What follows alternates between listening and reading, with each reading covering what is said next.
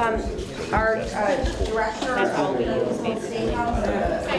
All right, guys, we're starting up again. Thank you. I just called Cindy the enforcer. It's good to have her. So thank you for your patience with our technical difficulties. We have a little wiggle room since we have a speaker not able to join us, so we'll get all the content. But I wanted to just introduce the executive director of the Connecticut Democracy Center at Connecticut's Old State House. As you probably know, that's where I work. We're the home of Connecticut History Day, and that's my colleague Sally Whipple, and we're really happy to have her with us today. Hi, see everybody. It's good to be back together, and I also I'll put Greg on the spot. Greg is one of our speakers later. He works with the Connecticut Digital Archives, and I didn't know this until you emailed me this, that you were a classroom teacher. I was a classroom teacher. I taught middle school and high school history for 10 years, back when, George Washington was current events. Well, we're really excited to be working with the Digital Archives, because I think, again, that's a great place to direct your students to in terms of finding good, reputable sources. As we have a little bit of a pause, what we probably are going to do is have our next speaker start as soon as we're able to, and then we're probably going to pause at 11:15. We're going to go on a tour of the Butler McCook House and look at their archives, and then we can jump back up and we'll slot Sharon so she can finish up her chat. So just that you know. While we have a chance to pause for a moment, does anyone have any questions or thoughts that have come up as we've started our sessions?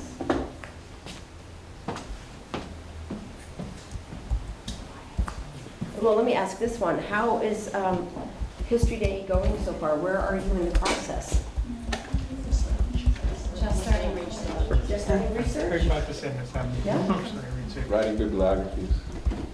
Great. Well, I always start bibliographies before the very first session. As soon as they start, before they start the research, I say, start your bibliography right now. Yes. That was happening in the library yesterday. That is really good advice. And I just wanted to mention a couple of things. If you have not already seen it, I printed off a lot of extra copies of the student and educator handbook, as well as the Spanish version. So there's also the theme books. Please help yourself to anything on that table. It's free for you to take. I know some people took face masks.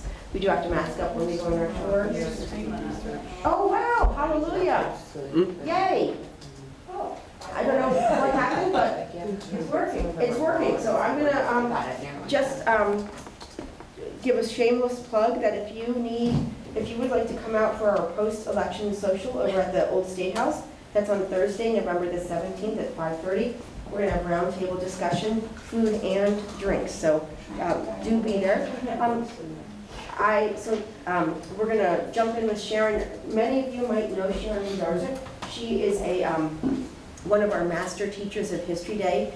She served as an ambassador for the national program, as did Jen Hunt. I can't tell you which years they did. All I know is that we're lucky we have 2 ambassadors here in Connecticut. Sharon has taught History Day for many years, gone to nationals with students who are at the national level, and I'm really thrilled she can be here and share her knowledge. And what I asked her to do was to talk a little bit about how you take the research that kids are doing and actually turn it into a project. And I think that goes to some of what you were asking earlier. So I'm going to be quiet and let Sharon take over. Well, thank you, Rebecca. I'm thrilled to be here again. Can you guys hear me okay with Matt? History Day has always been very, very near to my heart, and I have just seen how it has helped students in so many different ways, like way beyond the academic benefits that they get out of it. They also get psychological issues, like children that have some social concerns or social issues. This has opened doors for them. And our program, we do not restrict, so it's open to whoever wants to do it. So I have worked with the gambit of students, all different ability levels, and many times the students that I am told that shouldn't be doing it are the ones that are the most successful. And at the end of the year, those same people that told me these students should never have been participating are coming back and saying it was the best thing they ever did. So, because it just helped them with all different aspects of their life, in addition to their writing and speaking skills and things like that. So it's a wonderful thing that you're doing. Anybody that's new to the program, welcome. I think you're going to have you're going to see so many tremendous benefits for yourself as well. History Day is not just for the students, but also for teachers. There's tremendous professional development out there and many, many opportunities. So that we can get into it another time. But I wanted to start, basically many people say, we've done all this research, now what do we do? So when Rebecca asked me to do this, I said, oh, I've actually done that for my students, and I've just kind of modified it for you because it really has exactly what you need in it. One of the main things that is the most important to do is from the very beginning, stay organized. And as much as you stress that to students, they don't always listen. But most of the time they don't. And in the end, they look back and say, oh, if I had done this from the beginning, it'd be easier. So the second year they do it, they start themselves off much more organized than they do the first time. So I'm going to take this up. So I have a document that I have printed for all of you that you are welcome to take, and it's called 8 Steps of Historical Research Needed to Complete a Successful NHD Project. And I'm just going to kind of take you through all of this in the presentation, but And we have copies for you. you have copies of this that you'll be able to take. And I've given this to all of my students. One of the things that I personally love is Noodle Tools. Let me see if I can open it.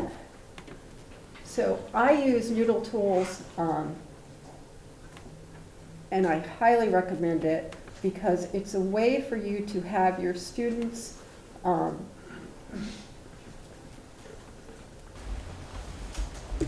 While she's logging in, National History Day, if your school does not already have an account, you can get one free account, I believe, through National History Day. So if you look for Noodle Tools on the teacher resources on the NHD website, but they do only allow, it's only one account per school or school district, so. So I was just playing with this a little bit last night. I have to tell you, the company itself is wonderful to work with. If you have any issues, you just call them and they just take care of whatever you need. And I've been using them for probably 15 years. So one of my favorite parts of this is that you can organize your students from the beginning, not only with sources. As they do their research, they can go right in and just click on a new source. As a teacher, you can set, I should actually do that first. As a teacher, you can actually set up a project as, like, say, History Day 2023, whatever grade it is. Like I have them separated by my classes, so it's easy for me to get in and see. And you can actually set up the MLA format for them, whether you want them to use MLA, if you want them to use Chicago, whatever one is what you use. History Day usually recommends MLA, so I always set it to MLA. But they will have and you also get to set it for the ability level. So if they're a new student who's really has not done much bibliography work before, you may want to do that first.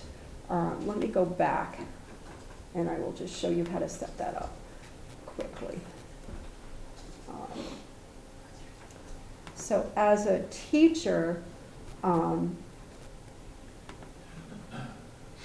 okay, it gives you the opportunity over here, create a new project.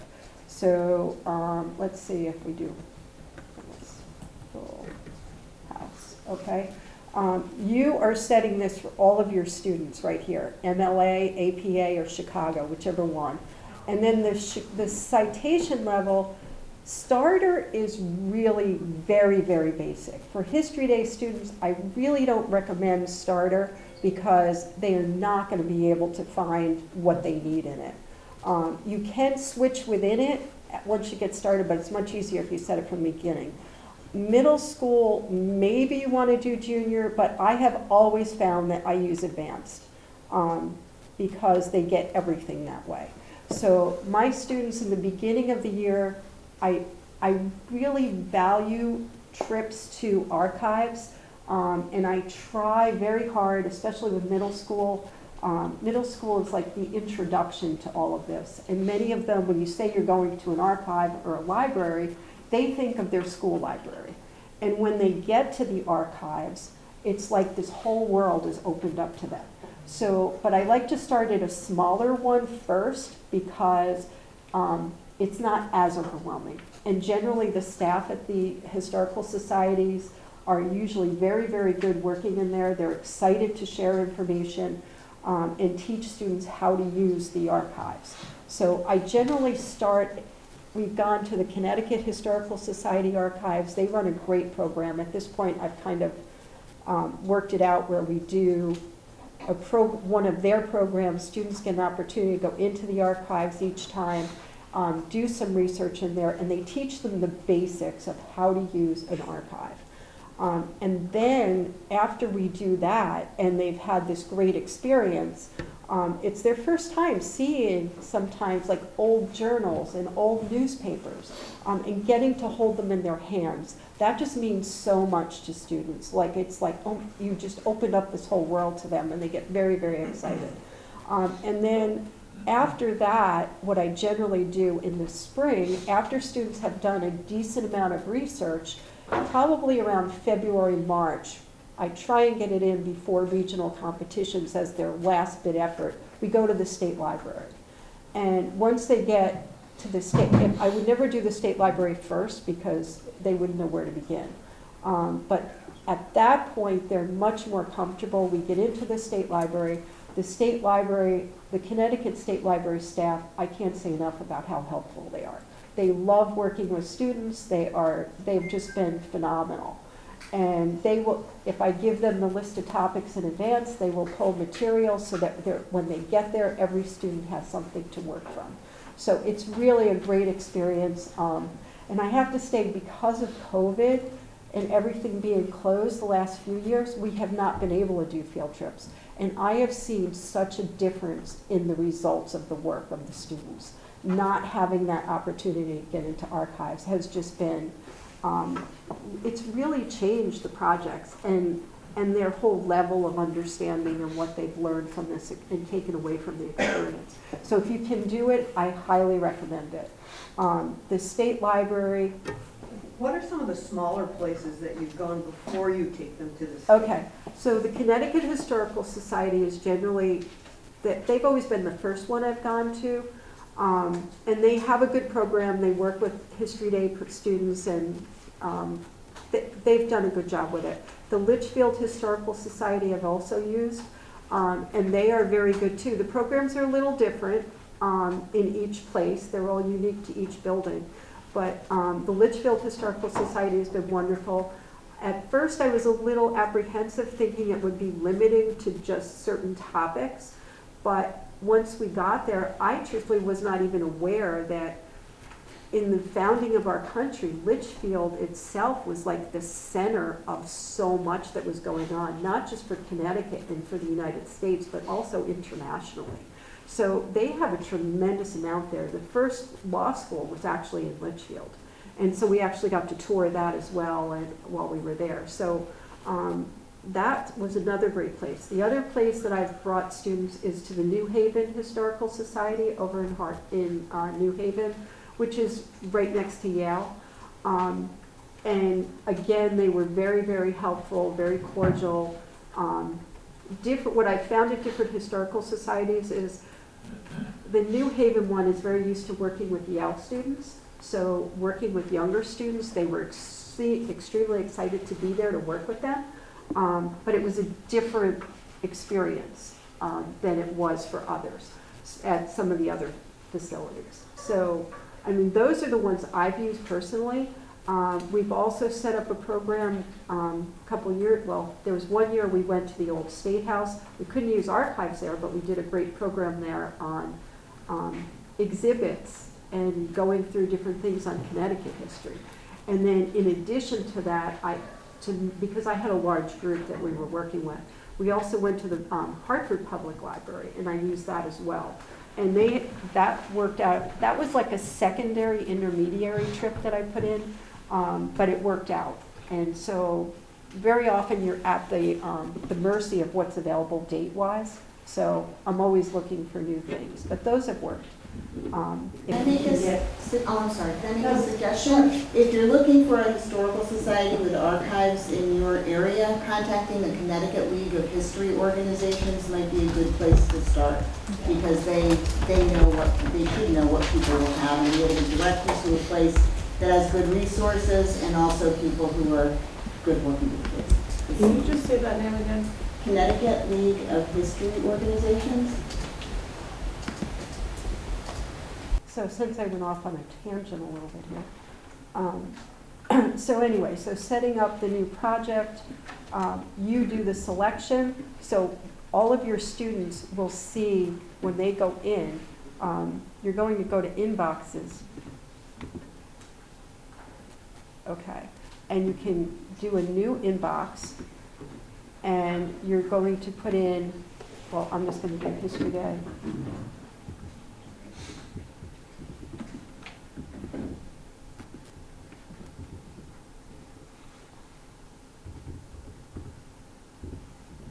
Okay, and then you would put in your enter recipient's ID.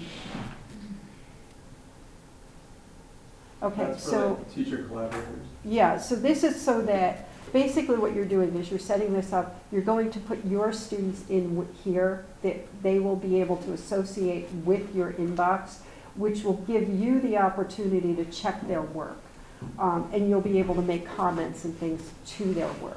So I actually have a few of those that I can show you.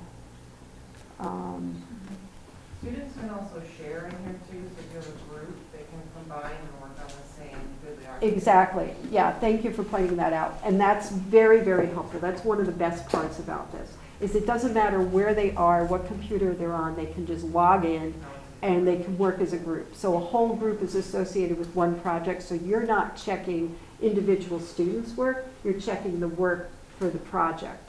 And so as students within the group are adding to the bibliography, they're only creating one document, they're not creating three. So it's all blended together, okay?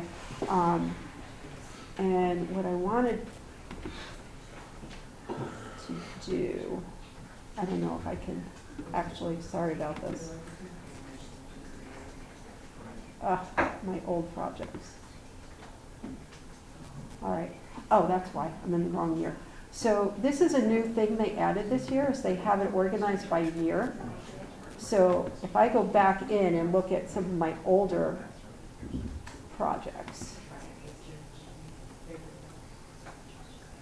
I can see the inbox of what projects have been shared with me, and I can see, this isn't like one of the best ones, I can see their bibliography, okay? Now, many of them